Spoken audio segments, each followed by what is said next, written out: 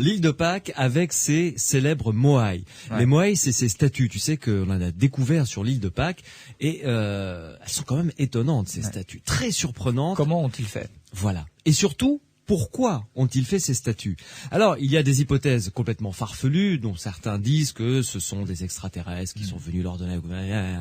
Je pense que c'est, historiquement, on a des solutions un peu plus terre-à-terre, si j'ose dire, mais qui sont tout aussi passionnantes, quand même. Bon, eh bien voilà, vous avez la réponse. Donc, les extraterrestres sont Direction apportés... le Pacifique. Ah non, c'est pas ça. Mais non. Direction le Pacifique, l'île de Pâques et ses secrets. On va essayer de les découvrir ensemble avec les aventuriers de l'étrange. Et tu sais, les mois où il fait le plus chaud sur l'île de Pâques, décembre, janvier et février. Ah oui, c'est en ce moment, c'est l'été. Et c'est magnifique. C'est l'été. Bon, bah si vous voulez partir en vacances, l'île de Pâques vous attend. Allez, Sud Radio, en tout cas, on va voyager tranquillement ce soir. Fermez les yeux, Louis Bénédit, les aventuriers de l'étrange embarqués dans le vaisseau. Sud Radio, samedi et dimanche, 22h minuit. Louis Bénédit, les aventuriers de l'étrange.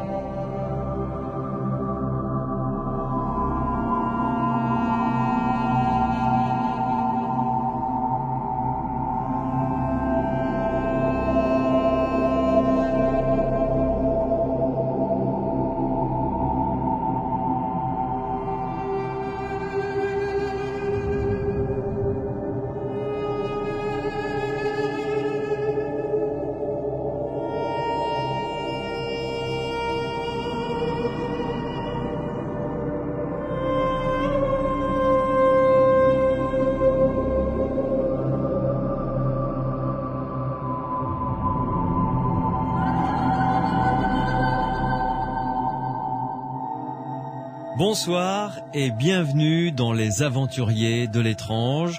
Ce soir, je vous emmène via Sud Radio sur une île du Pacifique, une île chargée de mystères non élucidés depuis des siècles. Je vous emmène sur l'île de Pâques.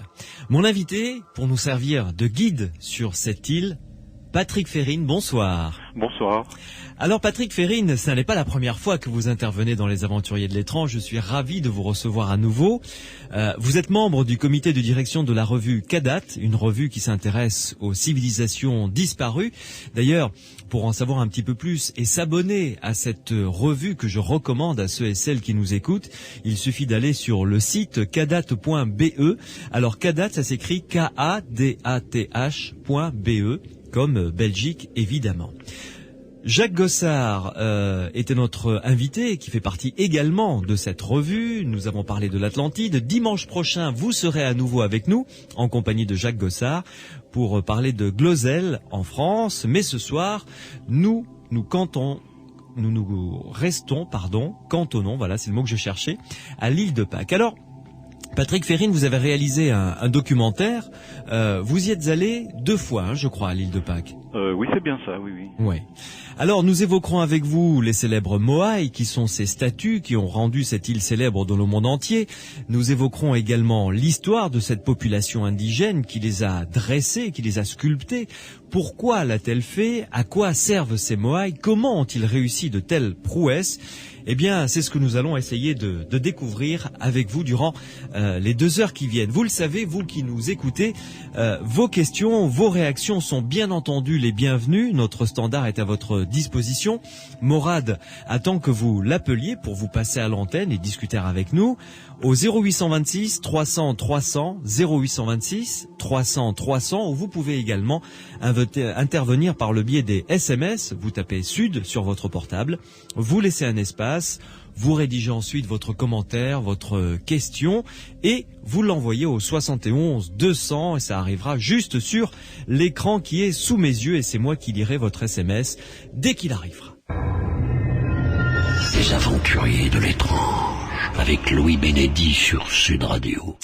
Patrick Férine, avec vous donc, nous allons partir à la découverte de cette île de Pâques qui est célèbre dans le monde entier. C'est vrai que tout le monde a vu ces photos, ces images de ces statues absolument impressionnantes, d'autant que certaines ont gardé des yeux étrangement fixes et très très fascinants.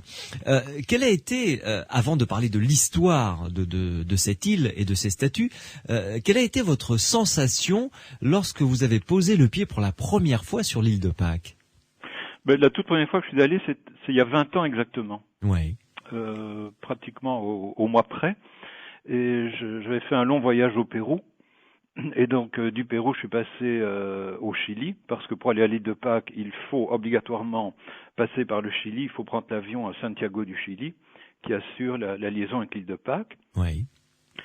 Et donc, quand je suis arrivé là-bas il y a 20 ans, les choses étaient très différentes. Ça fait une génération. Je suis allé l'année passée exactement à ce moment-ci, au mois de novembre l'année passée. Je suis allé pour 4 semaines. Et donc, j'ai vu l'île de Pâques avec un décalage de 20 ans, donc quasiment une génération. Et le changement est énorme. Alors, ma toute première impression quand je suis arrivé là-bas, je venais de lire les pages d'un livre qui est très beau, qui est un livre de Pierre Loti. Pierre Loti qui était passé par là lors d'un voyage. Pierre Loti était marin et il était aspirant à bord d'un aviso d'un marine français qui s'appelait le Flore. Et il est allé là-bas je crois que c'était en 1872, si je me souviens bien. Ouais. Et là, il a laissé des pages qui sont toutes empreintes de romantisme à propos de l'île. Bon, il a fait certaines observations, il a ramené quelques dessins. Par lui, on a pu se rendre compte un petit peu de ce que c'était. Mais il a laissé surtout une grande mélancolie, une grande nostalgie. Et ces pages sont vraiment, ça se ressent très très fort. Et quand j'y suis allé, eh bien, je dois dire que j'ai ressenti la même chose à l'époque. Parce que moi, j'y étais allé à l'époque, c'était leur hiver là-bas. L'année passée, quand je suis allé, c'était durant leur été. Et l'île de Pâques en hiver, à certains moments, c'est pratiquement sinistre. Ah oui. C'est véritablement un autre monde. À l'époque, il y avait pas de touristes au moment où moi je suis allé. C'était vraiment la plus mauvaise saison. Le temps était épouvantable. Vous imaginez les côtes de Bretagne par grosse tempête. C'était à peu près ça. Ah oui, c'est pas terrible. Ça met le bourdon quand même. Pas terrible, mais c'était quand même extraordinaire. Ça, il faut le dire. Mais bon, mon impression, ma toute première impression, effectivement, c'est cette impression de désolation, d'isolement qui est vraiment terrible, parce que quand on est là, bon, c'est un truisme de le dire, on est sur l'île la plus isolée du monde. Et on ressent véritablement cette impression dans sa chair, dans le paysage, dans les gens qu'on croise, dans l'humeur, dans tout. On est vraiment submergé par ce sentiment. Pour situer un peu plus précisément l'île de Pâques, j'ai dit que c'était dans l'océan Pacifique. Elle est grosso modo au large du Chili à peu près. Elle est au large du Chili, elle est à 3700 km du Chili. Oui, c'est ça. Donc c'est loin. Si vous avez oublié votre cigarette, c'est loin. Donc c'est 3700 km des côtes du Chili. Donc on est à l'ouest du Chili. Oui. On est bien en dessous de l'équateur. On est grosso modo à hauteur de l'Australie. Oui. Et de l'autre côté, eh bien, il y a à peu près 4000 kilomètres jusqu'à la Polynésie, quoi. Ouais, c'est vraiment au milieu de nulle part, hein. c'est véritablement au milieu de nulle part et c'est un territoire qui est tout petit. J'ai lu récemment que c'était pas plus grand que l'île d'Oléron, ce qui vous donnera peut-être une idée de la superficie. C'est vraiment minuscule. Et la plus longue ligne droite sur l'île de Pâques fait 20 ou 22 kilomètres si je ne me trompe pas. Ah oui, effectivement. Donc on a vite fait le tour de l'île finalement. Pas tellement parce que on s'y déplace assez difficilement. Hein. Donc c'est une île volcanique. Oui. Bon, bien sûr, il y a quelques routes maintenant, il y a des chemins, mais malgré ça, on s'y déplace assez difficilement. Oui. Et tous les endroits ne sont pas aménagés. Donc si on veut véritablement faire le tour, ça prendra quand même un petit temps. Ouais. Et la population locale a énormément évolué ou pas? Là, on fait une petite mise en situation actuellement, hein, avant de revenir sur l'histoire.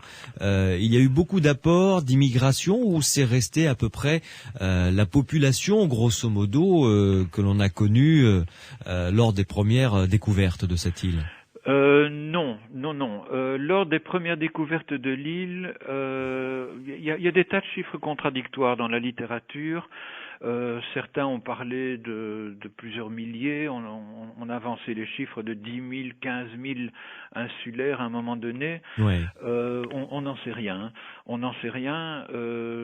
Tout ce qu'on sait, c'est que lorsque il y a eu les premières rafles, il y a eu des rafles terribles occasionnées par des marchands d'esclaves péruviens à la fin du 19e siècle. Oui. Et là, ils ont emmené 1 millier de Pascouans en déportation sur les îles au large du Pérou où on exploite des gisements de guano. Et très très peu en sont revenus. Quelques centaines à peine sont revenus. Non, je crois que c'est une centaine à peine sont revenus. Et puis quand ils sont arrivés là-bas, ils ont filé des maladies et la lèpre aux quelques survivants. Donc, au début du siècle, je sais que au début du XXe siècle, la population à l'île était véritablement extrêmement réduite. On parle d'1 millier de survivants. Ah oui, c'est considérable. C'est un véritable. C'est dramatique, oui. C'est véritablement dramatique. C'est une histoire vraiment dramatique, l'histoire de l'île de Pâques à différentes époques. Et maintenant, on peut compter sur 2500 Pascouans à peu près. On parle parfois d'un petit peu plus, mais c'est une population, les vrais Pascouans de souche à l'heure actuelle, bien, ils commencent à devenir minoritaires et il y a beaucoup d'apports de la Polynésie et du Chili, bien entendu. Oui, bien sûr. Vous restez avec nous, Patrick Ferrine, une première pause et ensuite on se retrouve pour rentrer dans l'histoire de cette île qui a été découverte il y a fort longtemps par un flibustier. C'était un flibustier, vous me confirmerez ça tout à l'heure, du nom d'Edward Davis, paraît-il, qui en 1697 a découvert cette île perdue au milieu de nulle part. Et ensuite nous parlerons de ces statues qui posent encore au monde scientifique énormément de questions. Les aventuriers de l'étrange, avec Louis Bénédy sur Sud Radio. Avec mon invité Patrick Ferrine, qui est en direct avec nous depuis la Belgique et qui fait partie du comité de direction de la revue Kadat, une revue qui s'intéresse aux civilisations disparues. Et nous avons traité notamment avec un autre membre de cette revue, de l'Atlantide. Nous parlerons dimanche prochain avec Patrick Ferrine, mon invité de ce soir, et Jacques Gossard de Glosel. Je ne vous en dis pas plus, c'est un site archéologique qui se situe en France, qui est des plus passionnants. Et je vous redonne le site internet pour avoir plus d'informations concernant cette revue et vous y abonner. Il s'agit donc, le nom du site c'est kadat.be. Kadat, ça s'écrit KADATH.be. C'est une revue qui sort tous les trimestres, je crois, hein, Patrick Ferrine, ou un peu plus? À l'heure actuelle, non. À l'heure actuelle, nous sommes au rythme beaucoup plus lent. Nous faisons paraître 3 numéros étalés sur 2 ans. D'accord, très bien. Au début, quand on a commencé, mais là c'était il y a bien longtemps, c'était il y a plus de 30 ans, parce qu'on a commencé en 73, on faisait paraître 6 numéros par an, mais nous étions évidemment beaucoup plus nombreux, bien sûr, plus jeunes aussi. et voilà. Oui, très bien. Alors, Patrick Ferrine, parlons de l'histoire de ce petit bout de terre qui est très loin au large du Chili. 3700 km, on a dit 4000 km de l'autre côté pour toucher la première terre, donc perdue au milieu du Pacifique. Quand a-t-elle été découverte et par qui pour la première fois? Oui. Oui, comme vous l'avez dit, elle n'a pas été vraiment découverte par Davis. Je crois qu'il l'a aperçue. Il est passé au large, oui. Mais bon, on n'en sait pas tellement plus. Elle a véritablement été découverte. On peut en attribuer la découverte à un Hollandais, un navigateur hollandais qui s'appelait Jacob Roggeveen, et qu'il l'a découverte en 1722, exactement le jour de Pâques. Oui. D'où l'explication de l'île de Pâques. L'île porte ce nom, évidemment. Oui. Et alors, quelle a été son histoire à cette île? Parce que quand ce marin a posé le pied sur cette île, je suppose qu'il a dû être étonné par l'existence déjà de ces statues. Oui, bien sûr, oui, comme tous ceux qui ont suivi d'ailleurs, et ils sont très nombreux. Et bien sûr, ce qui leur a posé problème, je vais dire, c'est que ils ont trouvé là une population qui déjà était en voie de, comment dirais-je, dont la culture s'éteignait et était en très mauvais état. Déjà en 1722, déjà à ce moment-là, oui. Déjà à ce moment-là. Les statues, beaucoup de statues avaient été renversées. L'île connaissait des secousses parce qu'il y avait beaucoup de guerres entre les clans. L'île était partagée entre une série de clans. Pourtant une petite île, hein. Une petite île, vous l'avez dit, sûr. pourtant. Oui, tout à fait. Et lorsqu'ils sont arrivés là, ils n'ont plus vu d'arbres, ils n'ont plus vu de bois.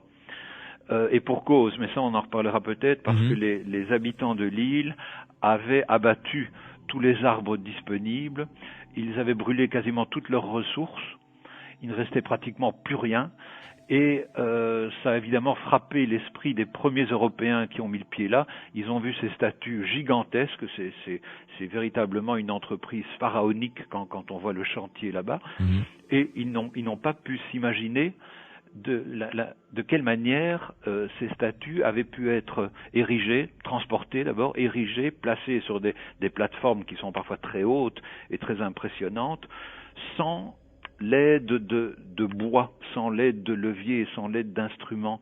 Et ne voyant plus aucune trace de ça, évidemment, ça les a immédiatement intrigués.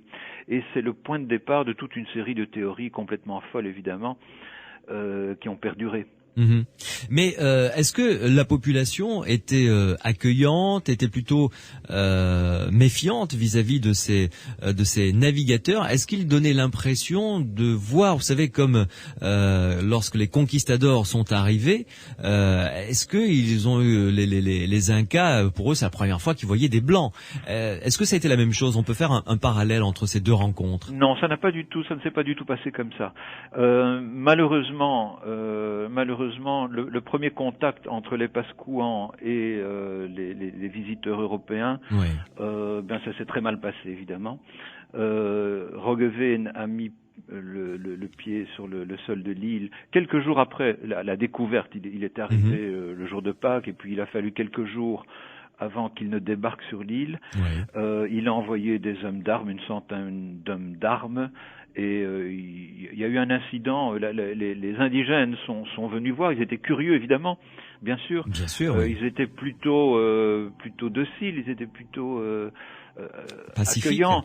Et puis il y a eu un incident dont on ne connaît pas exactement tous les tenants et aboutissants, mais toujours est-il que le chef de troupe a fait ouvrir le feu, et ça s'est soldé par une dizaine de tués déjà. Donc le premier contact, ça s'est déjà très mal passé. Bon, par après, ils ont réussi à s'entendre avec les indigènes, et puis bon, ils ont pu commercer, ils ont échangé quelques babioles, etc. Et puis voilà, mais ça laisse déjà un très mauvais souvenir. Et lorsque les autres sont arrivés, lorsque les autres Européens sont arrivés, eh bien, la plupart du temps, ça s'est passé de la même manière. Cook est arrivé un petit peu après. James Cook est allé sur l'île de Pâques. James Cook est allé sur l'île de Pâques, oui, tout à fait. Il y en a d'autres. James Cook est allé, je crois, une cinquantaine d'années plus tard. Une cinquantaine d'années. Et ces observations correspondent en gros à celles de Roggeveen. Alors, revenons un petit peu sur Roggeveen, qui est arrivé donc le premier occidental, on va dire, à avoir mis le pied sur cette île de Pâques, donc perdue au milieu du Pacifique. Déjà, il a constaté que la culture des Pasquans était en train de péricliter. Donc ça veut dire que quand même elle était largement antérieure à l'arrivée donc de Roggeveen, parce qu'une culture ne périclite pas comme ça du jour au lendemain. Ça se fait quand même sur plusieurs générations, j'imagine. Et les statues étaient déjà en mauvais état, donc on peut dire qu'elles étaient déjà bien anciennes. Oui, c'est-à-dire que c'était leur impression. Ouais. Lorsqu'ils ont vu ce qu'ils ont pris pour un décalage entre les vestiges qui gisaient là, qui étaient impressionnants, et la population qu'ils ont rencontrée, ils se sont dit pratiquement automatiquement que ces vestiges ne pouvaient pas être le fait de cette population. Oui. Donc ces vestiges, pour eux, remontaient à des temps bien plus anciens. Et probablement, dans leur esprit, à une autre population qui devait être brillante et qui n'avait peut-être aucun rapport avec les pauvres indigènes, pauvres entre guillemets, bien sûr, les misérables indigènes qu'ils voyaient là. Oui, il pensait qu'il y avait eu une civilisation qui a dû être florissante et ensuite qui s'est dégradée petit à petit. Leur schéma, c'était à peu près ça, quoi. C'était à peu près ça, oui. C'était à peu près ça. Alors, parlons un petit peu quand même de ces Moai, parce que c'est comme ça qu'on les appelle, hein. Oui, c'est bien ça. Voilà. Oui. Alors, ces statues, ce sont donc, ça s'appelle des Moai. Décrivez-nous une statue. Ça ressemble à quoi visuellement, et donnez-nous quelques chiffres pour que l'on comprenne bien l'importance, ce qui rend ce dossier tout à fait passionnant. Alors disons que sur cette île qui est quand même microscopique, l'île est ceinturée de Moai. Il y en a tout autour de l'île. Les Moai, on en a recensé pratiquement 1 millier à l'heure actuelle. Ah oui, quand même. Pratiquement. Oui. Il existe un recensement d'une archéologue américaine qui s'appelle Joanne Van Tilburg et qui, elle, en a répertorié, je crois, un peu plus de près de 900. Mais depuis, on en a encore trouvé d'autres, donc je crois qu'on va atteindre bientôt le chiffre du millier de Moai, de statues. Elles sont de grandeur et de taille différentes, bien entendu. Il y en a de fort petites, il y en a qui mesurent à peine 1 mètre, et puis il y en a d'autres qui dépassent les 20 mètres. Avec une moyenne qui va tourner peut-être à 7-8 mètres et quelques grandes à 10-12 mètres par là. Ces statues sont placées sur des plateformes cérémonielles, disons, des grandes plateformes en pierre, dont on a répertorié à peu près, je crois, 300 aous. On appelle ça des aous, ce sont donc les plateformes cérémonielles. Oui. On est près de 300 aous, sachant que beaucoup ont été détruits, bien sûr, d'autres se sont abîmés dans la mer parce que il y a des endroits où des raz-de-marée ont emporté du terrain, etc. Mais on peut estimer que l'île était véritablement ceinturée d'aous et de Moai. Ça devait faire une forte impression quand même, j'imagine, quand on regardait depuis un bateau en arrivant avec sa longue vue, on regardait le profil de l'île, voir toutes ces silhouettes, ça devait faire un sacré choc. Pour peu que les statues aient encore été debout à ce moment-là. Oui, effectivement. Ce qui n'est pas le cas. D'accord. Ce qui n'est pas toujours le cas. On possède certaines gravures fort anciennes, donc des dessinateurs qui ont participé aux toutes premières expéditions européennes là-bas ont laissé des croquis, des dessins où on voit parfois encore des aous avec quelques statues redressées. Et puis, à l'arrière-plan, on voit très bien que les statues sont écroulées. Alors, ces statues étaient-elles réellement redressées lorsque ces premiers arrivants les ont vues, ou bien est-ce une licence d'artistes? On ne sait pas trop. C'est possible qu'il y en ait encore eu quelques-unes redressées. Mais alors, pour terminer le question visuelle, je dirais, de ces Moai, qu'est-ce qu'ils représentent? Enfin, du moins, un visage seulement, un tronc, est-ce qu'il y a des bras, est-ce qu'il y a des mains, c'est comment? Alors, l'image d'Épinal de la statue de l'île de Pâques, c'est un visage très allongé, avec un nez fort aquilin, un regard, pour peu qu'on l'imagine, qui doit être méprisant, et une moue des lèvres qui a l'air dédaigneuse. Alors le visage est très allongé, les lobes des oreilles sont distendus et pendent de chaque côté de la statue. Oui. Et puis il y a un tronc, ce sont des grands cul-de-jatte, il n'y a pas de jambes. C'est un tronc, ça s'arrête à peu près au niveau du sexe, oui. Sous le nombril. Oui. Les mains, les bras sont placés le long du corps, sur la plupart des statues, c'est un peu le schéma habituel. Et puis les mains viennent se rejoindre à hauteur du nombril ou un peu en dessous du nombril et montrent de longs ongles qui se rejoignent au centre de l'abdomen là. Ces statues sont fichées en terre sur les flancs d'un volcan qui est le volcan Carrière. C'est donc à un des bouts de l'île. C'est une île triangulaire. Disons qu'il y a 3 grands volcans. Il y a un grand volcan à chaque extrémité du triangle de l'île. Oui. Et puis, disons qu'à l'est de l'île, il y a un des volcans. Ce n'est pas le volcan qui est au bout de l'île, mais c'est un des grands volcans de l'île qui s'appelle le Rano Raraku, qui est la grande carrière où on taillait les statues. Au pied de ce volcan gisent une série de moaïs qui sont fichés en terre maintenant, mais on les a redressés, c'est relativement récent. Oui. Ils gisaient couchés lorsque les premières expéditions sont arrivées, oui. Les premiers archéologues sont arrivés. Et puis, sur le flanc extérieur et sur le flanc intérieur du volcan, eh bien là c'est vraiment la grande carrière, c'est le grand chantier. Il y a toute une série de moaïs, il y en a à peu près 300 je crois qui sont là en attente. Ah oui, d'être dressés sur le site auquel ils étaient destinés en fait. Oui, c'est ça. C'est-à-dire il y en a une partie qui sont donc dressés, qui sont fichés en terre si vous voulez. Donc certains étaient même enterrés jusqu'au cou, d'autres jusqu'au front, d'autres étaient même complètement ensevelis. Et maintenant, on les a replacés de façon à ce qu'on puisse les voir et qu'ils se dressent d'une façon un peu majestueuse. Mais là, c'est un peu pour le tourisme. Et puis donc, il y a une partie de ces 300 moaïs qui est toujours attachée à la carrière, qui sont donc, on les a dégagés. On peut circuler autour si vous voulez. Mais ils ne sont pas encore détachés. Pour ça, il faudrait creuser encore en dessous. Et certains sont en voie d'achèvement, parce qu'on pense que le chantier a été interrompu d'une manière assez brutale, parce que il y a véritablement à l'intérieur du volcan un moaï qui gît sur une sorte de quille qui se trouve dans le dos et qui est une véritable arête dorsale.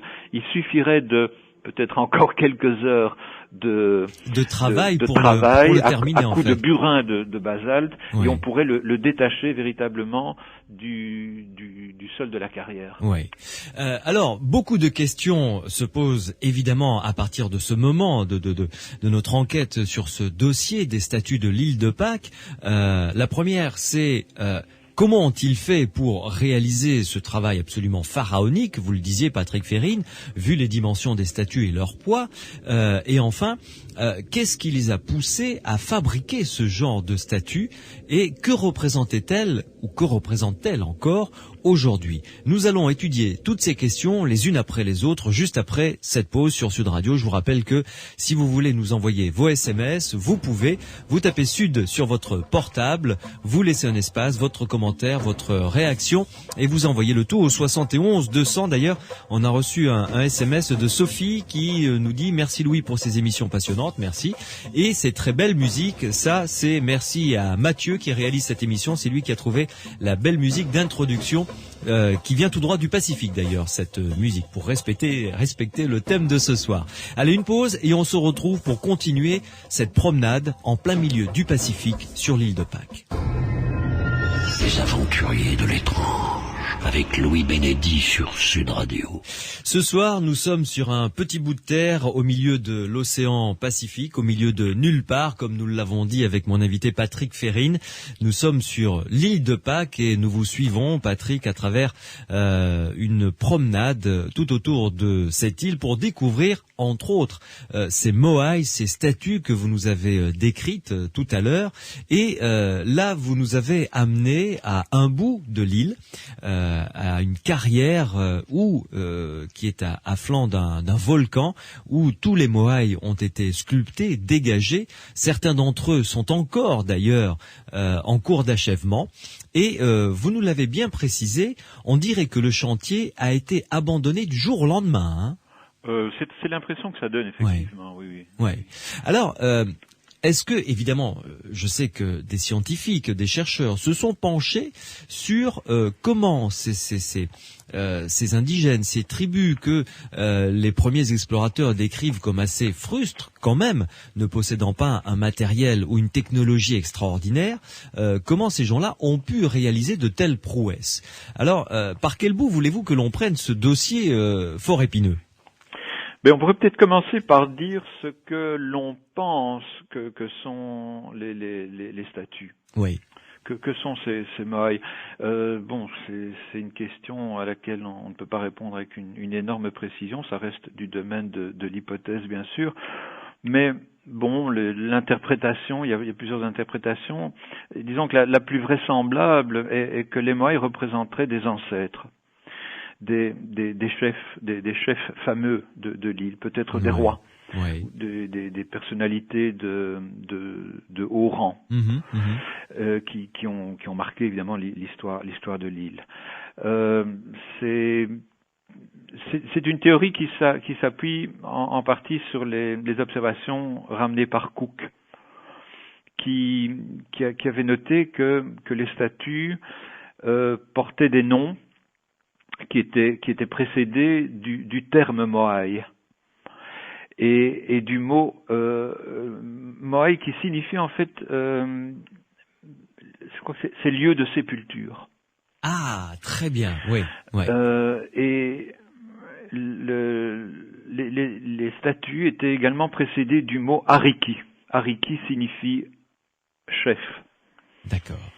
C'est un nom qu'on retrouve ailleurs, et c'est un nom qu'on retrouve du côté de la Polynésie. Il faut bien se dire que la population de l'île de Pâques, les Pasquans d'origine, viennent de Polynésie. Il y a eu des études ADN, je crois, qui ont été faites pour essayer de comprendre la provenance de ces indigènes. Voilà, alors tout porte à croire maintenant, on a longtemps hésité, tout porte à croire que les Polynésiens, que tout est polynésien à l'île de Pâques. Les Polynésiens ont colonisé l'île de Pâques, disons en gros, entre 800 et 1000 de notre ère. Oui. Bien s'il existe peut-être des dates un peu plus avancées, mais on n'est pas très sûr. Là. Tout ça reste encore à vérifier. Mais dites-moi, Patrick Férine, quand même. C'est bien d'origine polynésienne, tout ça. Parce que la Polynésie est un minimum entre 3 et 4000 kilomètres quand même. Tout à fait. C'est énorme, vous vous rendez compte, entre 800 et 1000 de notre ère, des marins capables de franchir des distances aussi colossales. Oui, seulement ce ne sont pas n'importe quels marins. Les Polynésiens étaient parmi les peuples anciens peut-être les plus fameux marins que l'histoire ait connus. C'était des navigateurs extraordinaires. Ils avaient des embarcations très performantes. Le trimaran, ça vient de là-bas. Oui. Nous n'avons rien inventé. Ils avaient de véritables vaisseaux qui pouvaient prendre la mer et qui pouvaient emporter un grand nombre de passagers. C'était des marins qui s'orientaient sur les étoiles. C'était des gens qui avaient véritablement une maîtrise de la mer. On les a appelés à un moment donné les Phéniciens. Du Pacifique. Les Phéniciens qui étaient de grands navigateurs dans le monde antique, dans notre monde antique, eh bien leur équivalent se trouve là-bas dans le Pacifique. Oui, parce que c'est quand même une prouesse extraordinaire à cette époque-là de traverser un océan sur une distance de 3 à 4000 kilomètres.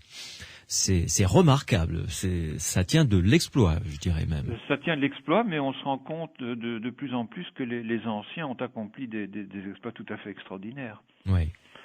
Notamment dans le domaine maritime. Oui. On découvre tous les jours des choses tout à fait stupéfiantes. Oui. Alors, revenons donc à nos Moai, qui seraient donc, si j'ai bien compris ce que vous nous avez dit, des sépultures de chefs ou de rois, finalement. Oui, alors là, on n'en est pas vraiment sûr. C'est possible. C'est possible parce que il est clair qu'on y a trouvé beaucoup d'ossements. Mais on ne peut pas affirmer que c'était le but premier de ces monuments. Ouais. Ils ont fini par servir de sépulture, disons plutôt ça. Ah oui, c'est complètement différent finalement. C'est peut-être complètement différent, oui. Ouais. Là, on n'en a pas encore vraiment la preuve. Uh-huh. Il faut dire qu'il reste encore. On a fait pas mal de travail à l'île de Pâques. On a fouillé, c'est vrai. Il y a eu plusieurs missions qui ont accompli des choses remarquables, mais il reste un travail gigantesque à faire. Et il y a énormément de vérifications à faire encore. Mais c'est quand même surprenant parce que les indigènes, eux, je serais tenté de dire, n'ont pas expliqué à quoi servaient ces statues. Les indigènes ont expliqué. Ce qui se passe, c'est que lorsque on s'est employé à recueillir véritablement leurs récits, leurs traditions, et c'est relativement récent. Je vais dire que ça date de la fin du 19e siècle. Oui. Les navigateurs qui sont passés là avant n'avaient pas cette préoccupation-là véritablement. Ils allaient là pour toute autre chose, évidemment. Mais lorsqu'il y a eu vraiment les premières enquêtes, les premières missions archéologiques, je vais dire, c'est assez tardif. Et là, évidemment, les Américains ou les Européens, parce qu'en l'occurrence, c'est un Américain qui a réalisé ce qu'on pourrait appeler la première enquête ethnologique. C'est en 1889, si je me souviens bien. Oui. C'était un Américain du nom de William Thompson qui agissait pour la Smithsonian, la fameuse Smithsonian Institution à Washington, et qui a séjourné là relativement longtemps et qui a fait un travail assez remarquable, ramené beaucoup de renseignements. Mais à partir de ce moment-là, ceux qui ont suivi se sont trouvés devant une population qui véritablement était presque amnésique en regard des maltraitances et des crimes qui avaient été perpétués là-bas. Ouais. Et donc, je vais dire, les gens qui possédaient, les aristocrates entre guillemets, oui. qui possédaient la tradition, ceux qui savaient, ceux qui détenaient le savoir de l'île de Pâques, ont été envoyés en déportation. Et pratiquement tous ont été exterminés. Et lorsqu'on a ramené quelques pauvres survivants, eh bien, je l'ai dit tout à l'heure, ils ont ramené la lèpre là-bas, ils ont ramené des tas de maladies qui ont décimé le restant de population qui survivait dans des conditions épouvantables là-bas. C'est-à-dire qu'on n'a plus retrouvé grand monde pour expliquer. Alors, certains prétendaient savoir, il y avait encore quelques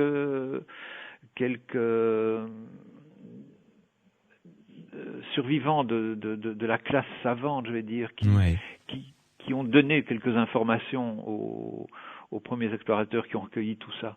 Mais c'est bien pauvre, évidemment, par rapport à ce qu'on aurait pu apprendre. Oui. Vous vous rendez compte que vous êtes en train de nous dire que le monde occidental a carrément tué une population et presque éradiqué son histoire. Oui, tout à fait. À quelques dizaines de survivants près, pratiquement, oui. Oui, tout à fait. C'est vraiment dramatique. Alors donc du coup, on se perd en conjoncture concernant évidemment ces statues, ces moaïs. Quelles sont les autres pistes qui existent, les autres hypothèses? Attends, je voudrais pas dire que, excusez-moi, je ne voudrais pas dire qu'on n'a rien recueilli. On a recueilli des traditions, évidemment. Il y a des écrits qui ont été laissés par ces premiers voyageurs. On sait certaines choses, mais les traditions. Bon, elles peuvent servir, mais on se rend compte qu'elles posent beaucoup de points d'interrogation aussi, évidemment.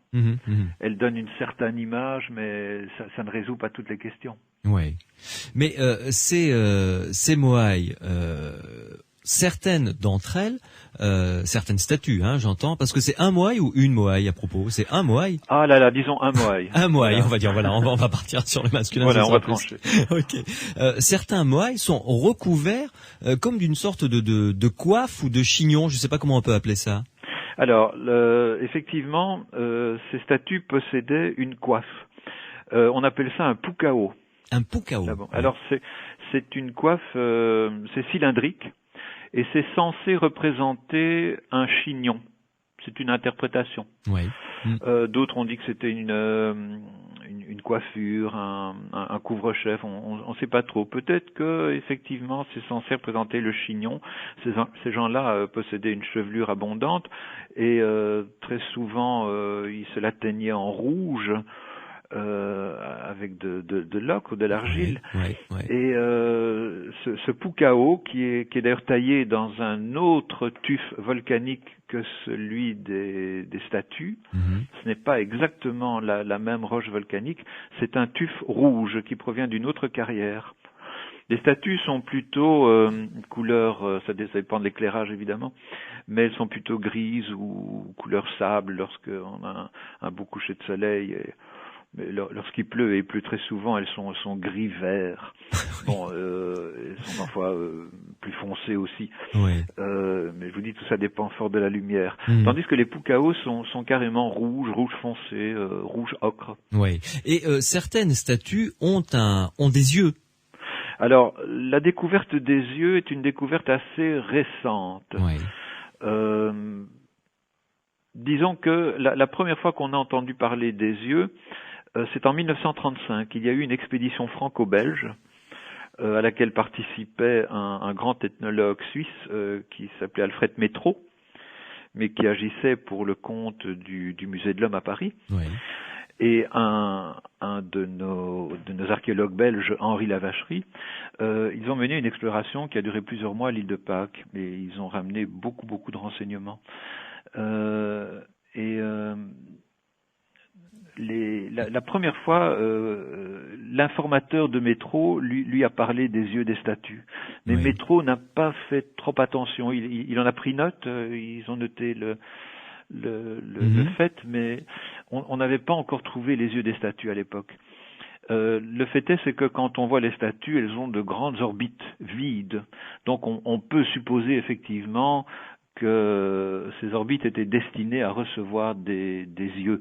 Ouais. Alors, le premier œil a été découvert relativement récemment, il y a une trentaine d'années, je pense maintenant, par officiellement, c'est par un archéologue pascouan qui est devenu gouverneur de l'île de Pâques et qui s'appelait Sergio Rapu. Mais bon, on sait très bien maintenant que c'est pas vraiment lui qui l'a découvert, mais on l'a fait bénéficier de la découverte. Oui. Voilà. Et alors, cet œil ressemble à quoi et est constitué de quoi? Alors, c'est un œil blanc. C'est un œil blanc. Le fond de l'œil blanc, oui. Le fond de l'œil est blanc, et au milieu duquel on insère une pupille qui est en corail rouge. Joli. Alors, c'est vrai qu'une fois que les yeux, maintenant on a fabriqué évidemment des répliques. On n'a trouvé qu'un seul œil, à peu près complet, disons au 4/5e complet. Oui. Et on a même trouvé la partie de tête avec l'arcade sourcilière dans laquelle cet œil devait s'imbriquer, et il s'imbrique parfaitement bien. Donc là, on est tout à fait sûr que c'était bien destiné à ça.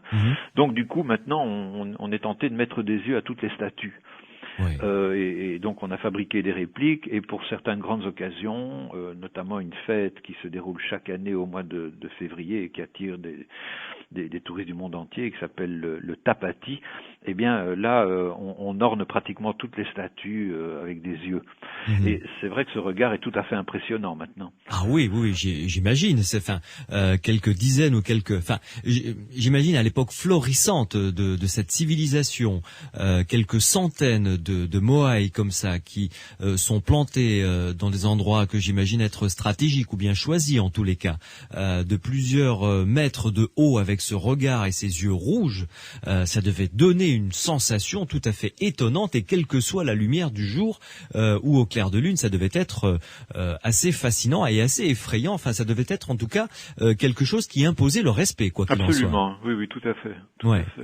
Et ces moaïs, étonnamment, ne regardent pas vers le large. Ils sont tous tournés vers l'intérieur des terres. Oui, effectivement. Pour peu que l'on soit sûr, évidemment, de cette orientation. Oui. Alors là, c'est discuté. Ce n'est pas admis par tout le monde. C'est effectivement possible.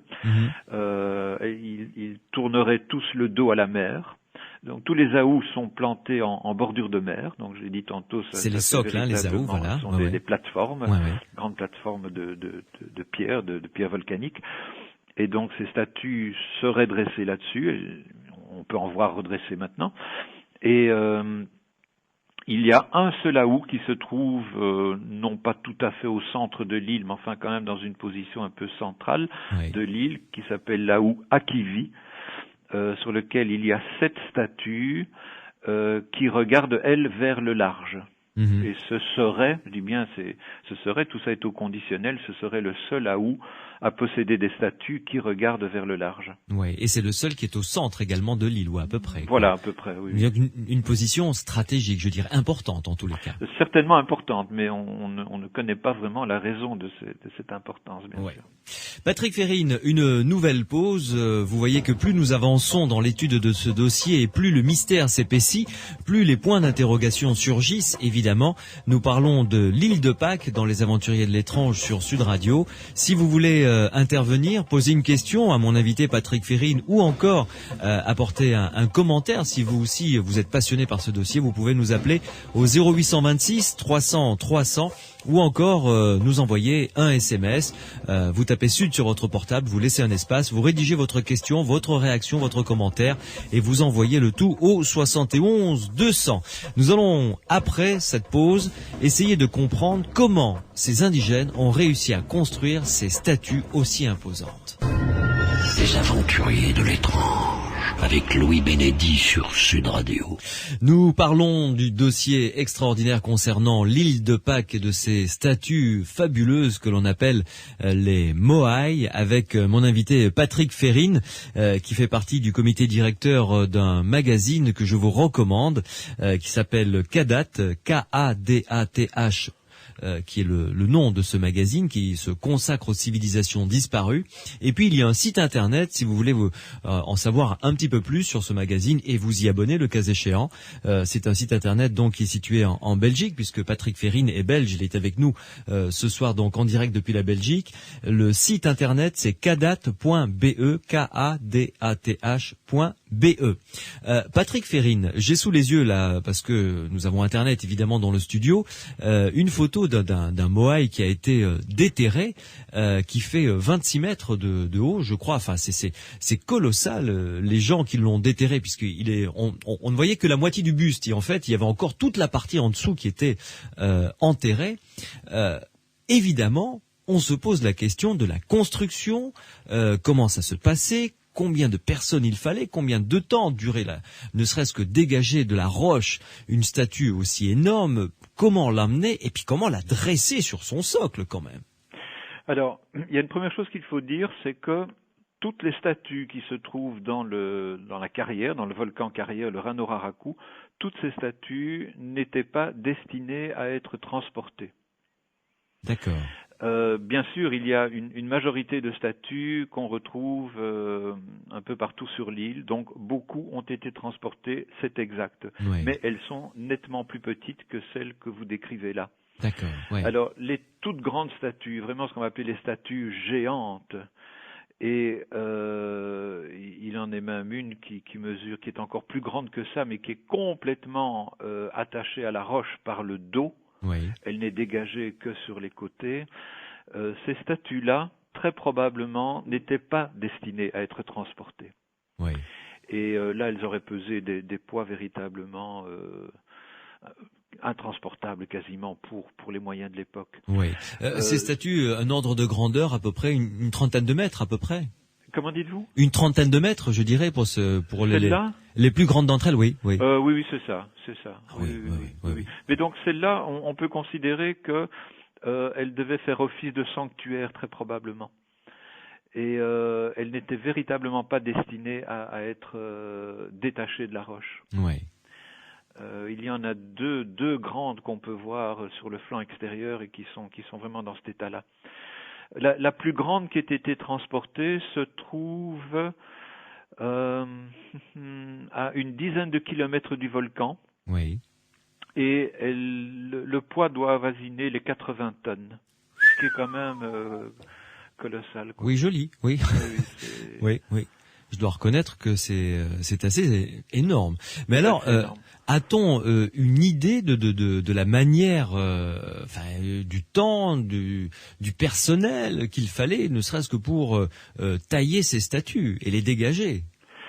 Oui, c'est-à-dire que bon, là, il y a eu des expériences qui ont été faites, notamment par les premières expériences de ce type-là ont été menées par l'expédition de Thor Heyerdahl. Thor Heyerdahl, c'est l'homme du Kon-Tiki, qui a mené de grandes et longues expéditions à l'île de Pâques. Oui. Et puis il y en a eu d'autres. Et puis il y a eu des archéologues principalement américains et chiliens qui se sont attaqués au problème de la taille des statues, du transport et de l'érection sur les plateformes. Oui. Alors là, il y a plusieurs choses à dire, évidemment. D'abord, nous sommes en présence de tufs volcaniques, qui est une pierre qui n'est pas très dense. C'est une pierre qui est constituée d'alvéoles. Oui. Ce n'est pas du basalte. Les outils avec lesquels on a taillé les statues sont des outils, ce sont des marteaux de pierre en basalte. Le basalte est une roche extrêmement dure, évidemment. Mais le tuf volcanique est très friable. Et un sculpteur expérimenté peut abattre un travail impressionnant en très peu de temps. Oui. C'est une roche qui est assez légère aussi. Légère, entendons-nous bien sûr. Hein. Oui, parce que quand c'est 80 kilos, ça peut être 80 kilos de plume ou de plomb, ça fait 80 kilos quand même, quoi. Voilà, ou là, en l'occurrence, 80 tonnes, c'est énorme. Oui. Tout à fait, oui. Et donc, un sculpteur, dans ce type de roche, un sculpteur expérimenté, comme on suppose qu'ils en avaient évidemment, sinon ils n'auraient pas fait autant de statues, là, on imagine aisément que un groupe de bons sculpteurs peut abattre du bon travail assez rapidement. Assez rapidement, oui, tout à fait. Tout à fait. Reste maintenant, les statues sont taillées à mi-hauteur ou bien pratiquement au sommet du volcan. Et la pente est très forte, bien entendu. La difficulté est multipliée par le fait qu'il y a de hautes herbes très grasses qui rend le terrain terriblement glissant. Ouais.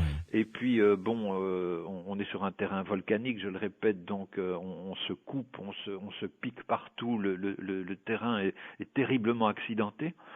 Donc ils aménageaient évidemment des chaussées, des rampes pour descendre ces statues, et ils le faisaient vraisemblablement grâce à un système de poulies. On a retrouvé, c'est d'ailleurs un voyageur français, Francis Mazières, qui, je crois que c'est en 1960, son expédition date de 63, je crois, en 1963, a été un des premiers à décrire un système de treuil primitif qui se trouve au sommet du volcan Ranoraraku. Oui. Donc c'était une série de trous par lesquels on passait des liens constitués de végétaux, évidemment. Il n'avait pas de câble, il n'avait pas de cordage, bien sûr, donc il tressait. Oui. Et on passait ces liens dans cette série de trous qui faisaient office d'amarrage, si vous voulez. De point d'appui, oui. De point d'appui qui permettait de ralentir et de freiner la descente des statues. Oui. D'accord. Alors les statues arrivaient en bas, bien sûr, on espère en bon état. Oui. Lorsqu'une statue se brisait, et on est certain que beaucoup se sont brisées car elles ont été abandonnées, parce qu'il faut savoir que dans la mentalité polynésienne, à partir d'un moment où un objet est brisé, il est désacralisé. Donc très vraisemblablement, on l'abandonnait à ce moment-là. La statue perdait son aura, perdait son pouvoir, perdait sa magie, elle était abandonnée tout simplement. Donc là, on sait qu'il y a eu pas mal de rebut, ça se voit. Mais bon, il en reste encore pas mal à transporter. Alors le problème du transport, on a tout essayé, on a tout envisagé, on a tout essayé. Et je le répète, ce qui a frappé les premiers explorateurs, c'est le manque de bois. Il n'y avait plus un arbre sur l'île de Pâques, c'était un caillou nu qui était balayé par les vents, par les pluies, etc.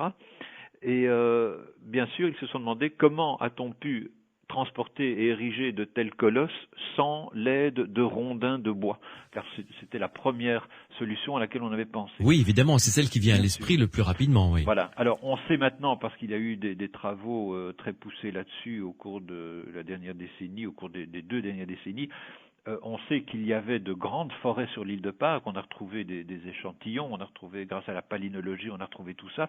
Il y avait même des arbres très impressionnants, des grands pins du Chili. qui pouvaient fournir tout le matériel nécessaire pour tout ça. Donc pour avoir des leviers, des madriers, des poutres, tout ce qu'il fallait. Ils avaient ce matériau à disposition. Et donc on a tenté toute une série d'expériences.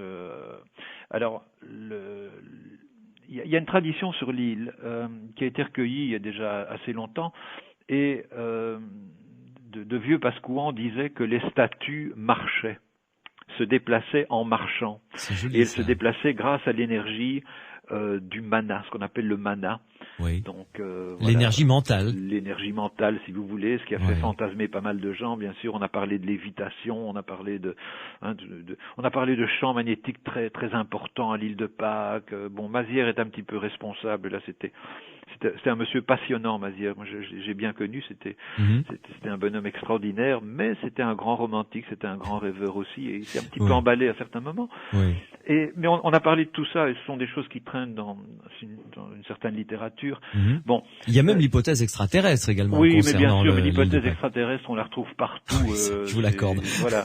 Heureusement qu'on a des documents qui concernent la construction de la Tour Eiffel, sinon les extraterrestres seraient probablement responsables aussi. Bon, donc, exit les extraterrestres à l'île de Pâques. Très bien. Ce sont des monuments faits pour des hommes, par des hommes. Voilà. Et donc, ils l'ont fait. Tout ce qu'on peut dire, c'est qu'ils l'ont fait. C'était des gens très ingénieux. Ils ont utilisé les ressources dont ils disposaient, et ils ont accompli de véritables prouesses. Évidemment, quand on voit ça maintenant, on se retrouve au pied d'un colosse comme ça, on se dit, mince, c'est pas une petite affaire, évidemment, c'est bien clair. Donc, mais ils ont réussi. Alors, l'hypothèse la plus vraisemblable, elle tient la route, c'est que, effectivement, peut-être que ces colosses, on les redressait. On avait évidemment auparavant aménagé une chaussée relativement plane, je vais dire, et ces colosses, on les déplaçait à l'aide de grands cordages, de longs cordages, et on les faisait tournoyer sur eux-mêmes. Un petit peu de la manière dont vous déplaceriez un frigidaire dans votre cuisine. Oui, c'est-à-dire par un coup comme ça. Vous n'allez pas le coucher sur des madriers et le traîner. Vous allez le déplacer peut-être à 2 ou 3 personnes. On va empoigner ça. On va soulever 3 des 4 pieds, et puis on va le faire pivoter sur le pied restant, etc., etc. Donc, ça a été réalisé.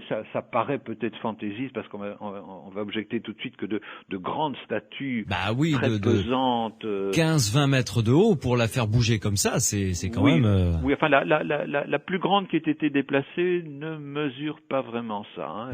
Je crois qu'elle... Sa hauteur doit avoisiner les 12 mètres, si je me souviens bien. Ah oui, quand même. Voilà, donc 12 mètres, évidemment, c'est impressionnant, mais ça on fait un n'est petit pas immeuble dans les quand même. 30 mètres. Il n'empêche que, bon, c'est faisable. Ça a été réalisé par plusieurs ingénieurs, par plusieurs archéologues. C'est ce qui fait dire aux anciens, donc, ça corrobore cette phrase poétique, les statues marchaient. Voilà. Donc elles donnaient l'impression de marcher, vraiment. Elles donnaient l'impression de marcher. Effectivement, bon, il y a dû y avoir des échecs, bien sûr, parce que à certains moments, des statues ont dû tomber. J'imagine, oui. Voilà, c'était quand même une entreprise très hasardeuse, mais c'est tout à fait réalisable. Et alors, il les déplaçait donc debout, et ensuite pour les mettre sur, comment vous appelez ça, sur les aous, sur les plateformes. Sur les plateformes. Oui. Là, franchement. Alors maintenant, on ne peut pas jurer non plus que toutes les statues ont été déplacées de cette manière-là.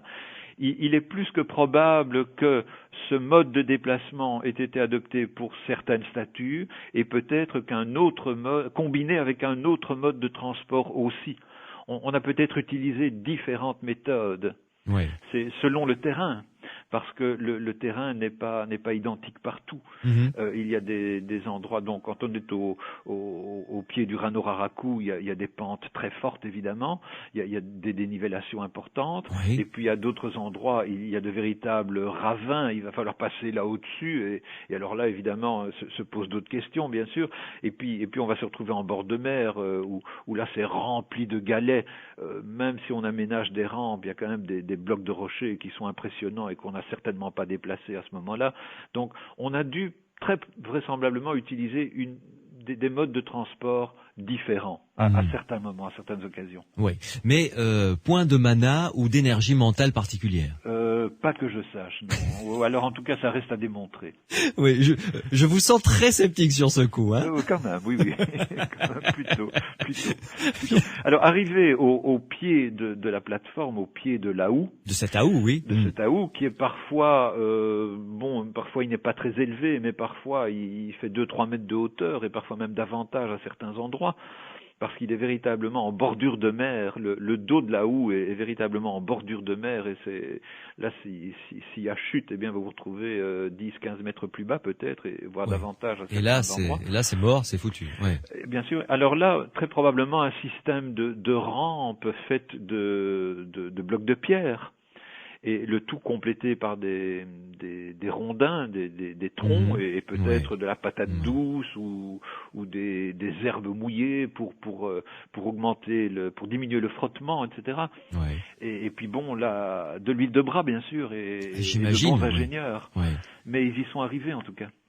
Mais alors, on va faire une pause, Patrick Férine, et après savoir ce qu'est devenue cette civilisation, parce que visiblement celle qui a été découverte par Jacob Regeven en 1722 n'avait pas l'air d'être en état de réaliser de telles prouesses technologiques. Donc, que sait-on de l'histoire de cette civilisation avant qu'il n'ait été découvert par les Occidentaux, entre guillemets?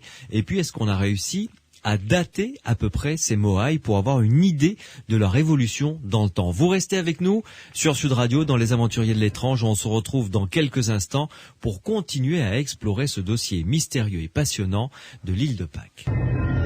Les Aventuriers de l'étrange avec Louis Bénédy sur Sud Radio.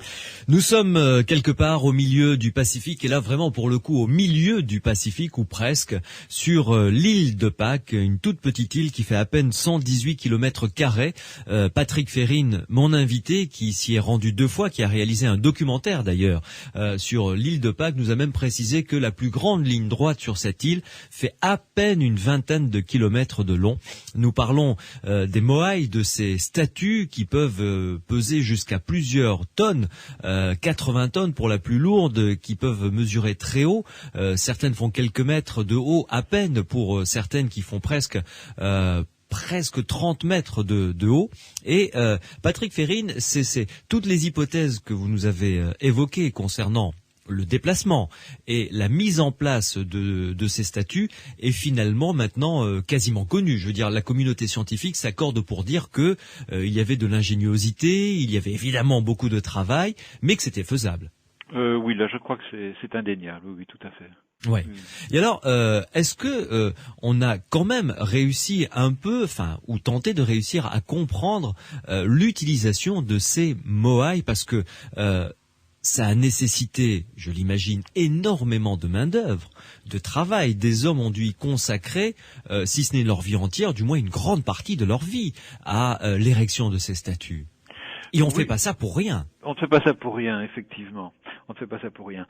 Bon, il faut savoir que dans la Polynésie, et principalement du côté des Tuamotu par là-bas, c'est une tradition. C'est-à-dire qu'il y a des plateformes. Là-bas, c'est rectangulaire, qui sont des sanctuaires.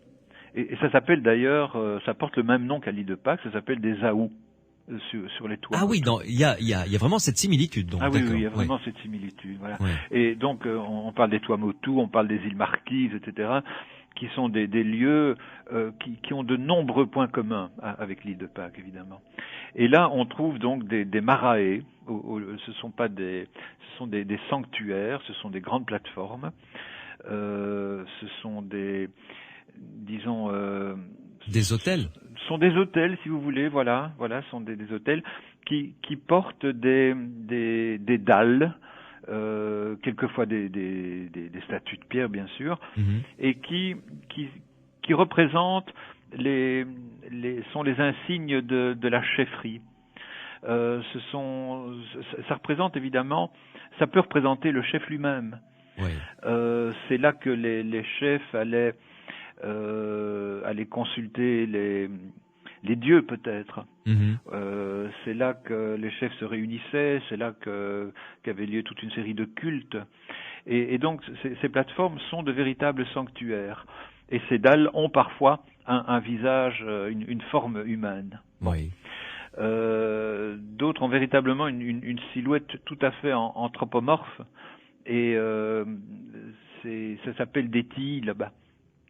C'est un mot par lequel les Tahitiens et les Marquisiens désignent une image humaine. Oui. Bon. La stèle la plus importante qui se trouve sur un marae, ça s'appelle le Tapao Ariki. Ça veut dire c'est le signe du chef. Et le mot Ariki que l'on retrouve également accolé Moai Ariki, oui. Voilà, et qui signifierait le roi. Alors, il est possible effectivement que ces statues représentent les différents rois de l'île de Pâques. Oui. Donc, il y en a eu toute une série. Chaque, si ce n'est pas un roi, c'est un chef de clan. Oui. Ou en tout cas un personnage extrêmement important. On ne peut pas encore affirmer à l'heure actuelle que les 900 statues de l'île de Pâques représentent un roi de l'île de Pâques. C'est du domaine de l'hypothèse. Il y en a peut-être qui représentent des rois, il y en a peut-être qui représentent d'autres personnages. Ça, on ne le sait pas. Oui, mais en revanche, on n'a aucune idée du culte, parce que c'était vraisemblablement un lieu cultuel, évidemment, un lieu sacré, un sanctuaire. C'était un lieu sacré. Encore une fois, si on se reporte aux tout premiers explorateurs européens, donc je parle de Roggeveen, je parle de Cook, oui. La Pérouse y est allée aussi. Mais le comportement de la Pérouse a été tout à fait différent. C'est quelqu'un qui a fait honneur à la France, je vais dire, et qui a eu un comportement extrêmement pacifique. Oui. Mais c'est probablement le premier. Oui, c'était un humaniste. C'était un humaniste, voilà. Un vrai, oui, c'est voilà. vrai. Oui. Mais bon, les autres ont quand même décrit que les indigènes se regroupaient autour des Aous et plaçaient leurs mains jointes au-dessus de la tête et semblaient adorer les statues. Mais c'est vraiment une information qui ne nous mène pas très très loin, quoi. On sait vraiment très peu de choses à ce propos-là. Oui, donc tous les rituels liés à ces Moai ont totalement disparu. Ont totalement disparu. Et d'ailleurs, certains appartenant à ces premières expéditions ont même dit que les indigènes se désintéressaient complètement de ces monuments, que ces monuments n'avaient même plus l'air de les concerner.